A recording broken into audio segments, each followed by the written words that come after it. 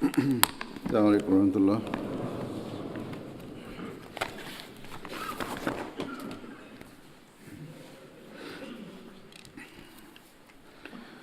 أشهد أن لا إله إلا الله وحده لا شريك له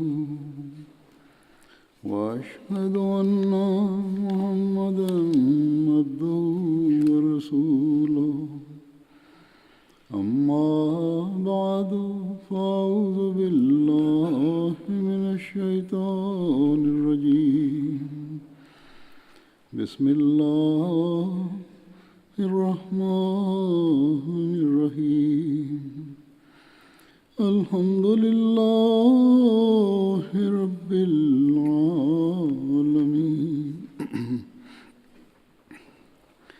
الرحمن الرحيم مالك يوم الدين إياك نعبد وإياك نستعين اهدنا الصراط المستقيم صراط الذين أنعمت عليهم غير المغضوب عليهم ولا الضالين.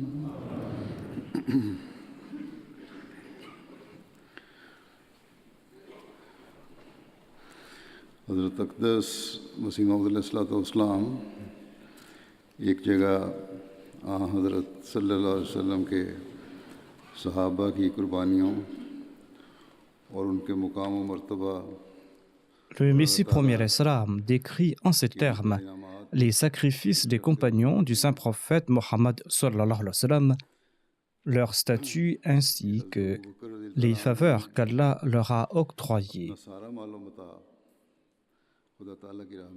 Il déclare à ce sujet que Abu Bakr radhiyallahu anhu avait sacrifié tous ses biens dans la voie d'Allah, tant et si bien qu'il s'était vêtu d'une simple couverture. Or, voyez les faveurs qu'Allah lui a conférées en retour. Allah a fait de lui le roi de l'Arabie tout entière. Et par son entremise, Allah a auguré la renaissance de l'islam et les Arabes moribonds ont remporté la victoire et il leur a accordé des choses inimaginables. En somme, leur véridicité et leur sincérité, leur fidélité et leur amour sont autant d'exemples pour les musulmans. L'exemple de la vie des compagnons est inouï chez les autres prophètes.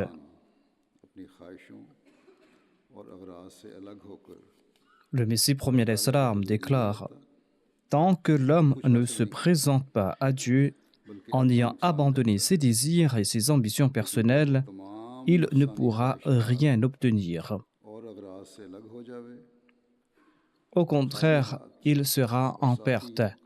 Mais lorsqu'il se présente sur le seuil de Dieu en mettant de côté tous ses désirs et ses ambitions personnelles, lorsqu'il se présente les mains vides et un cœur pur, alors Dieu lui accorde tout ce qu'il souhaite. Et Dieu lui accorde son soutien, mais à condition que l'homme soit prêt à mourir dans cette voie. À condition qu'il soit prêt à accueillir à bras ouverts l'humiliation et la mort dans sa voie. Ensuite, le Messie premier salam déclare « Voyez, le monde est éphémère. Or, ceux qui l'abandonnent pour la cause de Dieu profitent de ses plaisirs. Lorsque Dieu aime une personne, Dieu fait sa renommée dans le monde. Et les gens de ce monde se tuent à la tâche pour obtenir cette même popularité. Ils tentent d'avoir un titre ou de siéger dans une assemblée, ou ils tentent d'être dans une cour très respectée et que leur nom apparaisse parmi ceux qui y siègent. Or, tout le respect mondain est accordé à ceux qui sont prêts à tout abandonner et à tout perdre pour la cause de Dieu. Tous les cœurs finissent par reconnaître leur grandeur et le monde les accepte. Et ils ne sont pas seulement prêts à tout abandonner, ils abandonnent vraiment tout. Ceux qui sont prêts à tout perdre pour la cause de Dieu reçoivent tout en retour. Lors de la même rencontre, le Messie premier l'Islam a déclaré ceci. Ce sont des paroles qui ont été recueillies dans un autre récit. Il a dit lors de la même rencontre que ceux qui perdent quoi que ce soit pour les états de ce monde sont récompensés. Si vous offrez quelque chose pour la cause de l'État, eh bien vous serez récompensé. Croyez-vous que ceux qui se perdent dans la voie de Dieu ne seront pas récompensés? Le Messie premier l'Islam ajoute: ils ne meurent pas tant qu'ils n'ont pas reçu ce qu'ils avaient offert dans la voie de Dieu, car Dieu ne garde aucune dette. Malheureusement, très peu de personnes reconnaissent cette vérité, très peu de personnes en sont convaincues. Nous voyons des exemples glorieux de fidélité, de sincérité, des exemples qui nous laissent bouche bée. Le pouvoir sanctifiant du saint prophète Mohammed sallallahu alayhi wa sallam a changé la direction de l'amour d'antan de ses compagnons. Il a tourné leur direction du monde et les a menés dans la direction de Dieu. Voir le saint prophète sallallahu alayhi wa sallam a exalté cet amour, laissant à cet égard des exemples inouïs dans l'histoire du monde. Le Messie premier l'Islam a brillamment décrit ces exemples exaltés. Il a décrit leur niveau d'amour et leur niveau de sacrifice qui sont inconnus dans la vie des autres prophètes. Les compagnons de ces prophètes, quant à eux, se trouvaient à un niveau bien inférieur à ceux des compagnons du saint prophète Mohammed sallallahu alayhi wa sallam.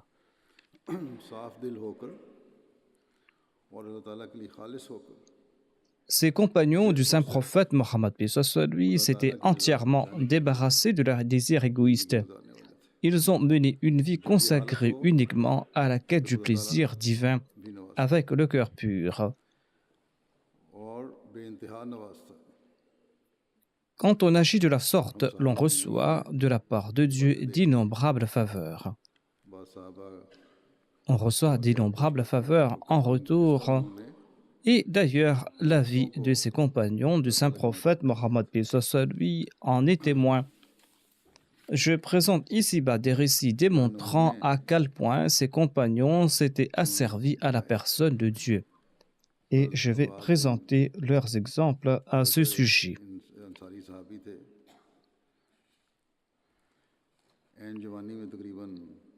Abad bin Bashar était un compagnon ansari. Il était de Médine et il tomba en martyr dans la fleur de l'âge alors qu'il n'avait que 35 ans. Aïcha radhiyallahu anha relate dans un récit la manière dont il rendait culte à Dieu et la manière dont il récitait le Saint-Coran. Une nuit, raconte-t-elle, le saint prophète Mohammed lui se réveilla à l'heure de la prière de Tahajjud. Il entendit une récitation du Saint-Coran qui venait de la mosquée. Le saint prophète Mohammed se réveillait d'ailleurs très tôt pour la prière Tahajjud. Le saint prophète demanda: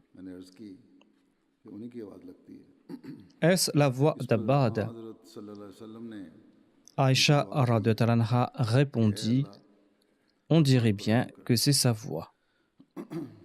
Sur ce, le saint prophète Mohammed pria pour lui en ces termes: ô Allah, accorde ta miséricorde à Abbad.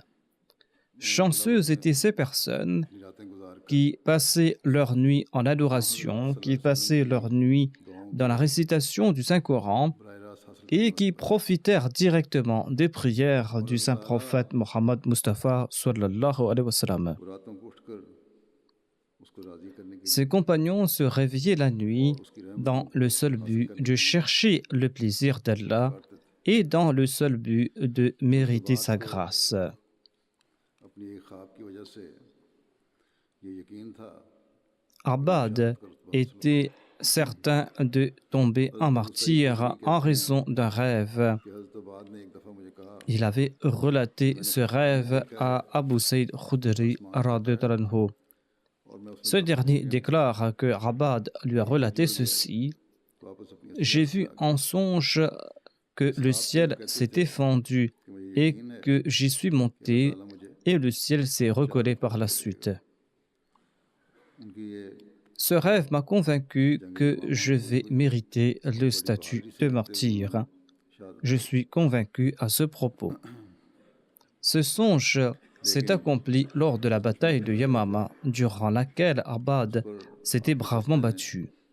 जिसमें तमाम अंसार शामिल थे फतह पाई Son détachement, qui comprenait uniquement des Ansari, a vaincu l'ennemi, en dépit du fait que lui, il était tombé en martyr. तलवार के जख्मों की वजह से पहचाना नहीं जाता था Abu Saïd Khudri radhiyallahu anhu relate que l'on ne pouvait pas reconnaître Abbad suite aux blessures d'épée qu'il avait reçues au visage. On put le reconnaître grâce à une marque qu'il avait sur le corps. नाम हराम बिन मल्हान था ये नौजवानों और दूसरों को कुरान सिखाने और गरीबों और साथ Haram bin Malhan était un autre compagnon du saint prophète Mohammed lui. जब Il était un jeune et il était parmi les premiers à enseigner le Saint-Coran aux jeunes et aux moins jeunes et à servir les pauvres et les ashab al-suff. लोग भेजें ताकि हमें भी इस्लाम का Une délégation de la tribu des Banu Ammar demanda au saint prophète Mohammed lui d'envoyer quelques musulmans pour leur prêcher le message de l'islam et afin que leur peuple accepte l'islam. इसलिए Quoique leur intention n'était pas bonne, ils firent cette requête au saint prophète Mohammed sallallahu alayhi wa sallam. तुम लोगों से खतरा है N'étant pas digne de confiance, le saint prophète Mohammed sallallahu alayhi wa sallam leur dit: J'ai peur que vous ne tentiez de nuire à ceux que je vais vous envoyer. लेकिन कहने लगा कि मैं जिम्मेदारी लेता हूँ Le chef de la délégation de cette tribu, मान में होंगे qui n'était pas encore musulman, a tout écouté et il a déclaré que je me porte garant de leur sécurité et ils seront sous ma protection. हराम बिन मल्हान को अमीर मुकर्रर किया जब ये वफद वहाँ पहुंचा C'est ainsi que le saint prophète Mohammed sallallahu alayhi wa sallam leur envoya cette délégation avec Haram bin Malhan à leur tête. पता लग रहा था इन लोगों की नीयत Arrivés sur les lieux, Haran ressentit de loin qu'ils étaient en danger et que le comportement de leur hôte était douteux et qu'ils n'avaient pas de bonnes intentions. जाना चाहिए Ainsi, il demanda à ses compagnons de prendre des précautions. तुम नुकसान पहुंचा सकते हैं एक ही वक्त में Il a dit qu'ils ne devaient pas tous partir ensemble, de peur de tomber dans un piège. अगर तो उन्होंने हमें हमसे सही सलूक किया Il dit à ses compagnons, restez ici et je vais me rendre auprès de la tribu avec l'un d'entre vous. फिर तुम लोग हालात के मुताबिक S'ils nous ont bien traités, eh bien, vous pouvez venir. वापस जाना है ये Et s'ils nous attaquent, eh bien, prenez la décision appropriée. जब ये Prenez la décision de retourner, de prendre les armes ou de rester sur place. और उनके साथी उन लोगों के करीब गए तो बनी आमर के सरदार ने एक आदमी को इशारा किया और उसने पीछे से हराम बिन मल्हान के Quand Haram bin Malhan et son compagnon se rendirent auprès du chef des Banu Amir, celui-ci fit un signe à un individu qui donna un coup de lance à Haram bin Malhan par derrière. और कहा Le sang gicla de son cou. मैं कामयाब हो गया Il en prit dans sa main et déclara: मैं कामयाब हो गया Par le Seigneur de la Kaaba, j'ai triomphé. फिर Je jure par le Seigneur de la Kaaba, j'ai triomphé. Son compagnon tomba lui aussi à martyr. Et l'ennemi s'attaqua aux 17 restants qui tombèrent aussi à martyr, à l'exception d'un ou deux.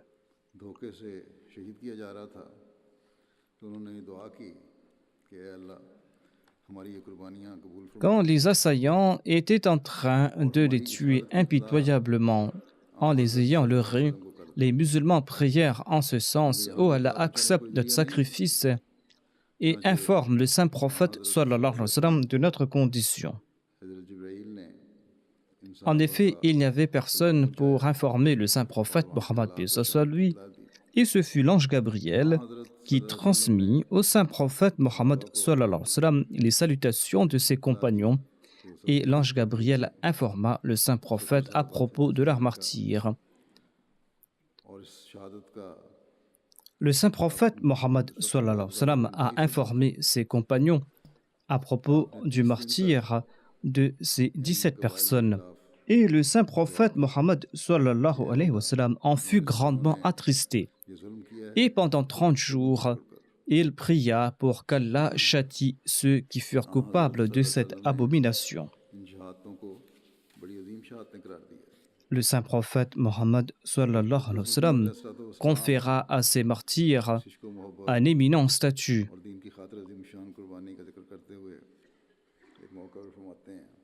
Le Messie promis alayhi salam décrit en ces termes cet amour et ce sacrifice pour la cause de la foi en ces termes. Il déclare: l'amour accomplit des miracles. L'amoureux est prêt à tout endurer pour son bien-aimé. Le Messie premier alayhi salam a cité un exemple de ce bas monde. Il y avait une femme qui tomba amoureuse d'un homme qui l'a maltraitée. Elle était maltraitée, mais elle disait toujours qu'elle tirait plaisir de ses tourments. Le Messie promis alayhi salam explique que les gens de ce bas monde tirent plaisir des souffrances qu'ils endurent pour un amour mensonger, un amour qui est terni d'immoralité et de perversité. Si telle est la situation des gens de ce bas monde, eh bien, imaginez le plaisir que tire celui qui endure 1001 tourments en se vouant corps et âme à Dieu et en se sacrifiant sur son seuil.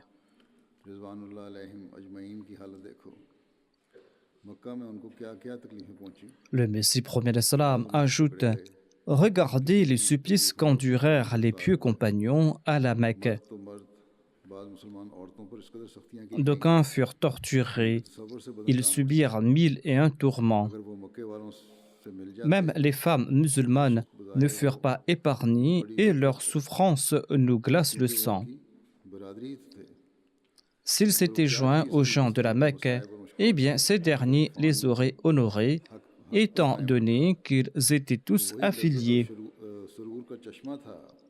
Or, qu'est-ce qui avait maintenu ses compagnons sur la voie de la vérité en dépit de ces tempêtes de tourments et d'adversité? C'était la même source de plaisir et de délices qui jaillissait de leur cœur en raison de leur amour pour la vérité. Le Messie premier alayhi salam a cité un incident. Lorsqu'on tranchait sa main, il disait qu'il accomplissait l'ablution. Lorsqu'on lui tranchait la gorge, il disait qu'il se prosternait et il pria avant de mourir. Sa prière était: « Oh Allah, informe-en ton prophète sallallahu alayhi wa sallam. » Le saint prophète Mohammed sallallahu alayhi wa sallam se trouvait à Médine. L'ange Gabriel se présenta et le salua. Le saint prophète sallallahu alayhi wa sallam répondit à ses salutations et il prit connaissance du tragique événement. Ayant goûté aux délices de la rencontre avec Dieu l'exalté, l'on est prêt à mourir écrasé comme un vil insecte. À l'instar de ce compagnon qui déclara qu'il avait rencontré le Dieu de la Kaaba. En somme, il avait atteint l'apogée de l'amour. Le Messie promet l'Islam ajoute les pires tourments sont pour le croyant chose facile à endurer. Son si distinctif est qu'il est prêt à mourir. Si l'on demande à quelqu'un de se convertir au christianisme ou d'être prêt à mourir, il faudra écouter le cri de son âme. Offre-t-il sa tête au sabre ou préfère-t-il embrasser la foi chrétienne? S'il est prêt à mourir, il est un véritable croyant, sinon il est un mécréant. Ces adversités qui frappent le croyant recèlent des délices cachés. Si cela n'était pas le cas, pourquoi donc les prophètes ont-ils enduré toute une succession de malheurs?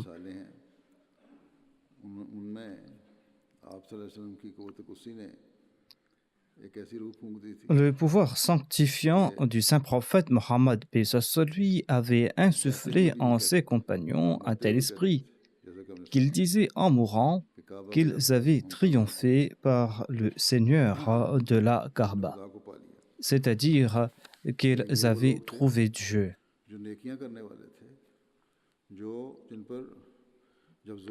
Or, c'étaient des gens qui accomplissaient des bonnes œuvres. Ils étaient prêts à se sacrifier face aux exactions. Ce n'étaient pas des personnes qui sont dans cette catégorie de ceux qui aujourd'hui commettent des atrocités pour ensuite annoncer qu'ils sont des martyrs ou qu'ils iront au paradis. Ces compagnons du saint prophète Mohammed paix sur lui ont combattu ces injustices et ils n'étaient pas de ceux qui attisaient l'injustice. Abdullah bin Amr était un compagnon ansari et l'on rapporte que, en partance pour la bataille d'Uhud, il informa son fils qu'il serait le premier à tomber en martyr. Il l'avait peut-être vu dans un rêve où Dieu lui en avait informé. Il conseilla ceci à son fils: prends soin de tes sœurs et rembourse l'emprunt que j'ai fait à un juif lorsque tu récolteras les fruits de mes dattiers. Tel était son amour pour Allah, tel était sa taqwa, telle était sa pureté et son respect des droits d'autrui. En se rendant sur le champ de bataille, il ne se souciait pas de sa vie. Au contraire, il était content d'être le premier à tomber en martyr. Il ne s'inquiétait pas du fait qu'il laissait derrière lui des filles qui étaient encore jeunes. Il ne se souciait pas de leurs droits. Il plaça sa confiance en Allah pour ce qui est de leurs droits et il conseilla son fils de s'en acquitter, étant donné qu'il serait le chef de la famille.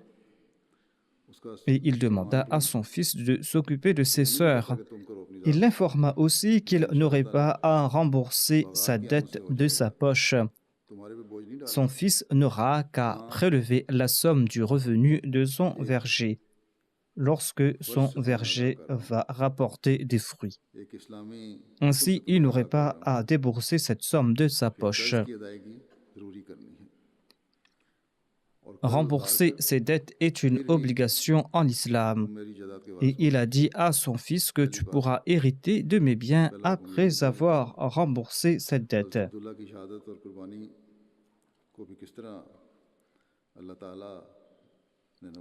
La première chose, c'est que tu dois rembourser cette dette. Le récit suivant met en exergue les faveurs qu'Allah octroya à Abdullah suite à son martyre. Il est dit dans un récit que, en voyant la tristesse de son fils, le saint prophète Mohammed sallallahu alayhi wa sallam lui présenta ses condoléances. Et le saint prophète, paix soit sur lui, déclara: je souhaite te donner une bonne nouvelle.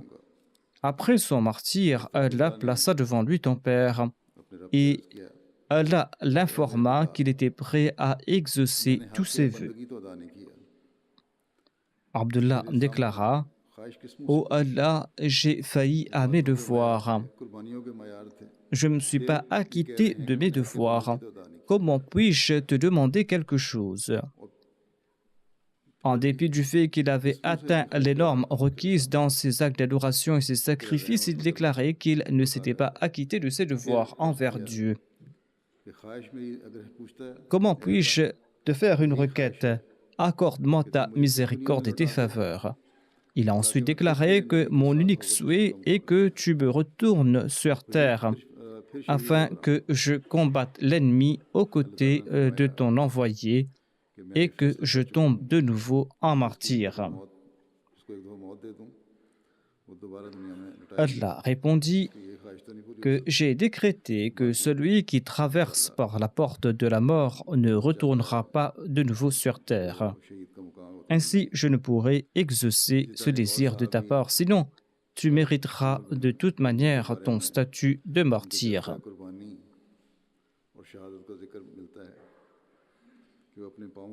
Amr bin Jammu souhaitait se sacrifier et il souhaitait aussi tomber en martyr. Il dit qu'il boitait en raison d'un mal qu'il souffrait et il en souffrait beaucoup. Et c'est d'ailleurs la raison pour laquelle ses fils l'empêchèrent de participer à la bataille de Badr. Quand des ennemis se réunirent à Uhud pour lancer leurs assauts contre les musulmans, eh bien, Amr bin Jammu dit à ses fils, « Faites ce que bon vous semble. Moi, je ne vous écouterai pas et je participerai certainement à la bataille. » Ainsi, il expliqua au saint prophète Mohammed paix soit lui qu'il souhaitait participer à la bataille et que ses fils l'empêchaient de le faire parce qu'il souffrait du pied. Il déclara, « Je jure par Allah que je vais participer dans cette bataille. Je jure par Allah qu'il exaucera certainement mon souhait et qu'il va me conférer le titre de martyr et que j'entrerai au paradis grâce à mon pied boiteux. » Le saint prophète sallallahu alayhi wa sallam lui répondit, « Le djihad ne t'est pas obligatoire en raison de ton handicap, mais si tu le souhaites autant, eh bien tu pourras y participer. » Et il demanda à ses fils de le laisser participer à la bataille. C'est ainsi qu'Amr participa à la bataille et il pria en ces termes, « Ô Allah, accorde-moi le martyr et fasse que je ne retourne pas déconfit à la maison. » Et son souhait fut exaucé et il tomba sur le champ de bataille. Ainsi, tous ses compagnons débordaient de foi et de certitude. Tous ses compagnons étaient à tout instant prêts à offrir le sacrifice de leur vie à Dieu.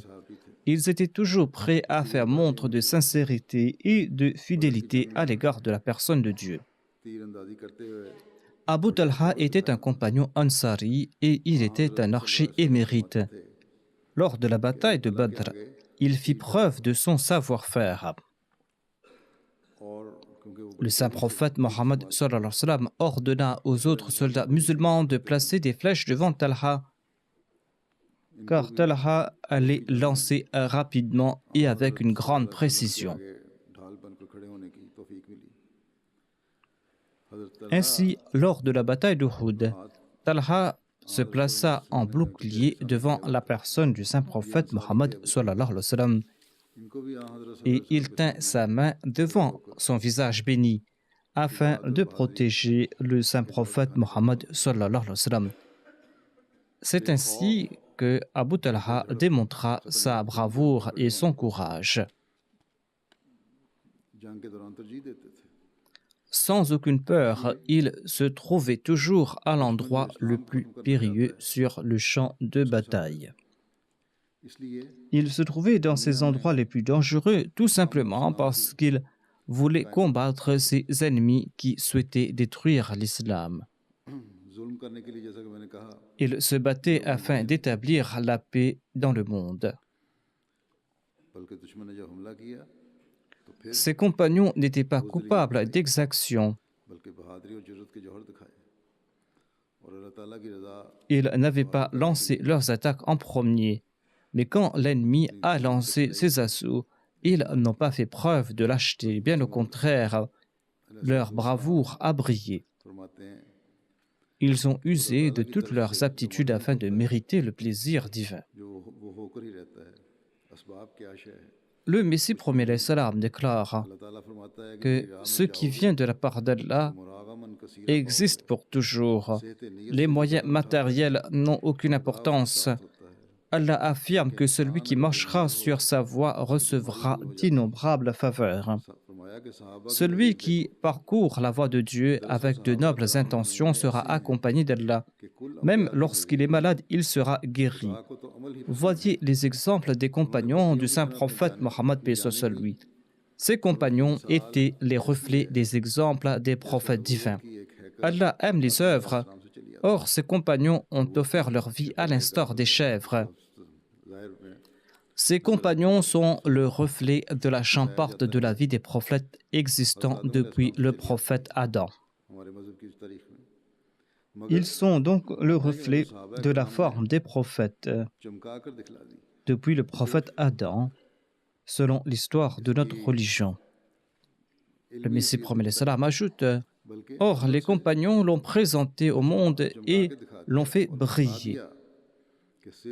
Ces compagnons ne se sont pas contentés d'en présenter un aspect théorique. Par leurs actions, ils l'ont fait briller. Ils ont montré ce que sont la sincérité et la fidélité. Voyez ce qu'a dû endurer Jésus. Personne ne vendit Moïse, mais les apôtres de Jésus vendirent ce dernier pour 30 pièces. Selon le Saint-Coran, les apôtres avaient des doutes quant à la véridicité de Jésus. C'est pour cette raison qu'ils avaient demandé qu'une table descende du ciel, afin qu'ils sachent que Jésus disait vrai. L'on en déduit qu'avant la descente de cette table, ces apôtres n'étaient pas convaincus de la véracité de Jésus-Christ. Or, les compagnons du saint prophète, paix soit sur lui, ont vécu dans un inconfort constaté nulle part ailleurs. Ce groupe de compagnons était des plus merveilleux. Ils méritent d'être respectés, ils méritent d'être suivis. Leur cœur débordait de certitude. Quand on est empli de conviction, au tout début, l'on souhaite offrir ses biens, ensuite offrir sa vie pour la cause de Dieu. Cette certitude ne cessait de croître en raison du pouvoir sanctifiant du saint prophète Mohammed sallallahu alayhi wa sallam. Dans leur comportement au quotidien, ces compagnons faisaient montre d'un amour merveilleux à l'endroit de la personne du saint prophète Mohammed sallallahu alayhi wa sallam. Ils cherchaient les occasions pour exprimer leur amour à l'endroit du saint prophète Mohammed sallallahu alayhi wa sallam. Abdullah bin Amr, durant les jours ordinaires, tentait de trouver des occasions afin d'exprimer son amour et sa fidélité à l'égard du saint prophète Mohammed sallallahu alayhi wa sallam. On rapporte qu'il envoya un mets sucré au saint prophète Mohammed paix soit sur lui par l'entremise de son fils nommé Jabir. Quand Jabir retourna à la maison, son père lui demanda si le saint prophète paix soit sur lui avait dit quelque chose. Jabir raconta que le saint prophète paix soit sur lui avait demandé s'il avait apporté de la viande. Abdullah bin Amr déclara: Mon maître souhaite-t-il manger de la viande? Il égorgea sur le champ une chèvre, en rôtit la viande et l'envoya au saint prophète Mohammed sallallahu alayhi wa sallam. Le saint prophète Mohammed sallallahu alayhi wa sallam pria pour les membres de cette famille.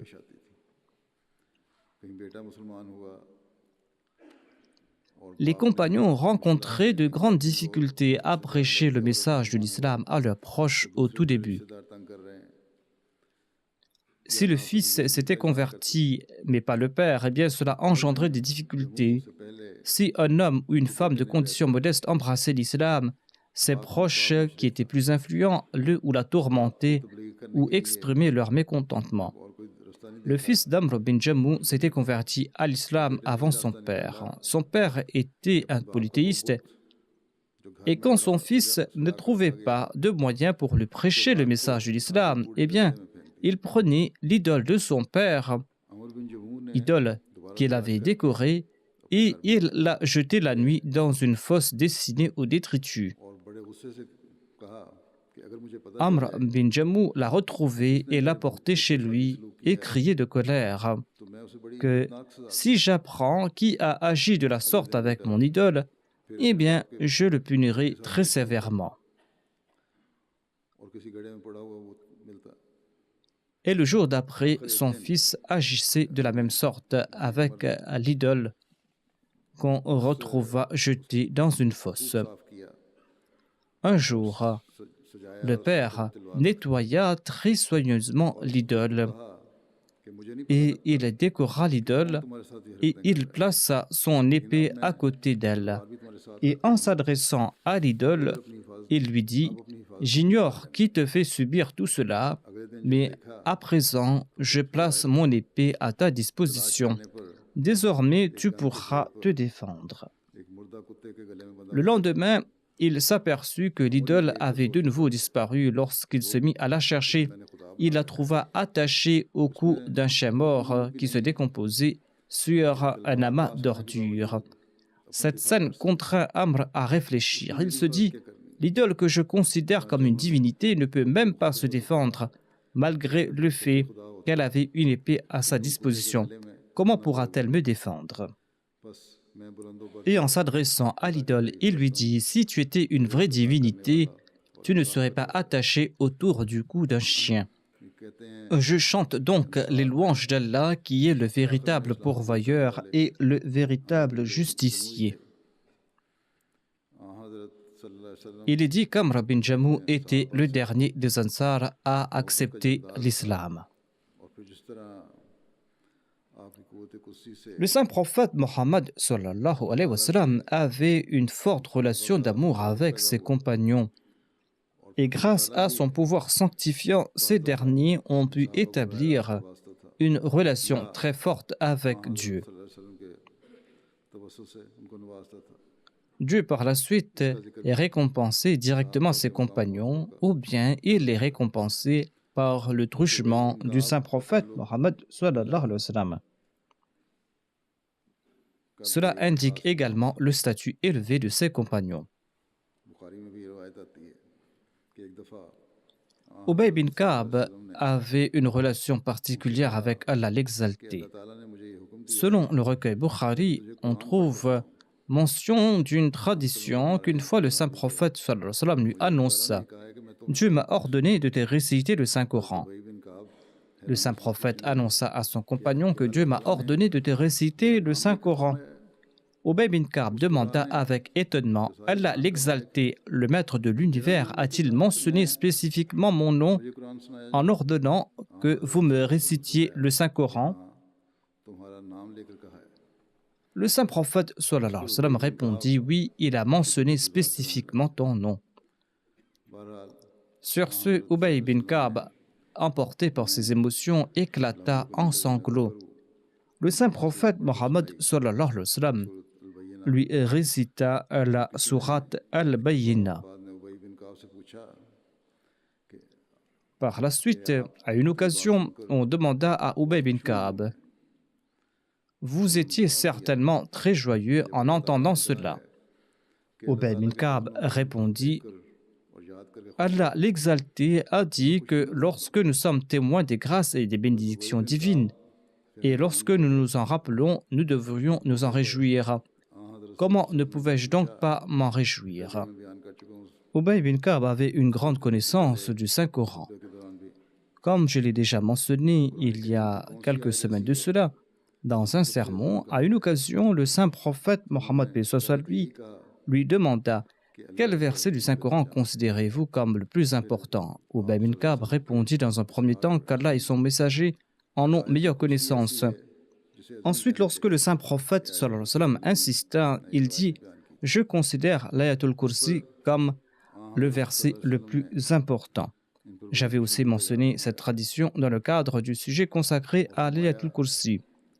Le saint prophète sallallahu alayhi wa sallam exprima son grand contentement et il déclara: Ô Ubay, qu'Allah bénisse ton savoir. Il est vrai que l'Ayatul Kursi est le verset le plus important du Saint-Coran. Dans une autre tradition, il est rapporté que l'année de son décès, le saint prophète Mohammed paix soit lui avait revisé l'intégralité du Saint-Coran en compagnie d'Ubay bin Ka'ab. Avec l'approbation de Omar, Ubay enseignait le texte du Saint-Coran et l'exégèse du Saint-Coran. Tels étaient ses compagnons qui s'amélioraient au quotidien pour atteindre de hauts statuts. Le Messie premier l'Islam déclare: l'amélioration est progressive et c'est pour cette raison que l'évolution des compagnons s'est faite par étapes. Il ajoute: en regardant ses compagnons, le saint prophète Mohammed souhaitait qu'ils atteignent le sommet du progrès. Or, l'apogée de cette évolution était décrétée dans le temps. C'est-à-dire que cela allait se faire graduellement. Finalement, les compagnons ont gagné ce que le monde n'a jamais pu obtenir. Ils ont vu ce que personne d'autre n'a pu voir auparavant. Le Messie premier l'Islam déclare: étudiez l'époque du saint prophète, paix soit lui, et de ses compagnons, et vous constaterez qu'ils étaient des gens fort simples. À l'instar de ce récipient qu'on astiquait et dont on blanchissait le fond, leur cœur était exempt d'immondices de l'âme et leur cœur baigné dans les lumières divines. Ses compagnons étaient en fait les reflets parfaits de l'énoncé coranique Qad aflaha man zakkaha. Ensuite, le Messie premier l'Islam déclare: les compagnons ont fait preuve d'une grande sincérité. Ils ont délaissé l'idolâtrie et le culte des personnes. Ils ont évité l'idolâtrie et ils ont évité d'élever les hommes au rang de divinité et le fait de les aduler, qui est une autre forme d'adoration. En sus de délaisser l'idolâtrie, ils n'étaient plus animés d'aucun désir mondain et ils ont commencé à voir Dieu. Ils étaient passionnément dévoués dans la voie de Dieu au point que chacun d'entre eux était devenu un Abraham. Le Messie premier l'Islam ajoute: le saint prophète Mohammed paix soit lui était tel un corps et ses compagnons étaient tels les membres de son corps. Qu'Allah nous permette de comprendre le statut véritable de ses compagnons, du saint prophète paix soit lui, et qu'il nous permette de gagner en sincérité en suivant fidèlement leurs pas.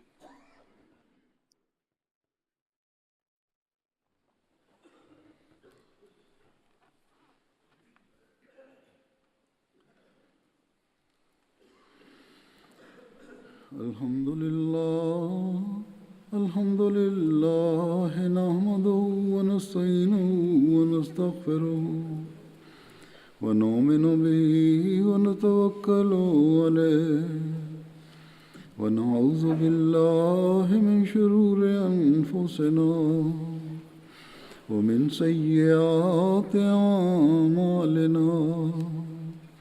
من يهده الله فلا مضل له ومن يضلل فلا هادي له ونشهد أن لا إله إلا الله ونشهد أن محمدا عبده ورسوله.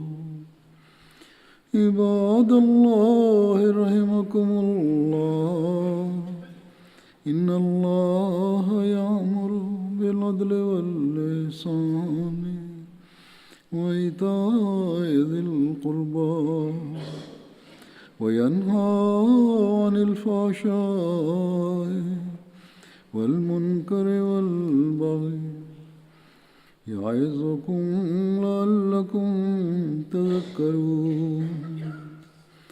اذكروا الله يذكركم وادعوه يستجب لكم ولذكر الله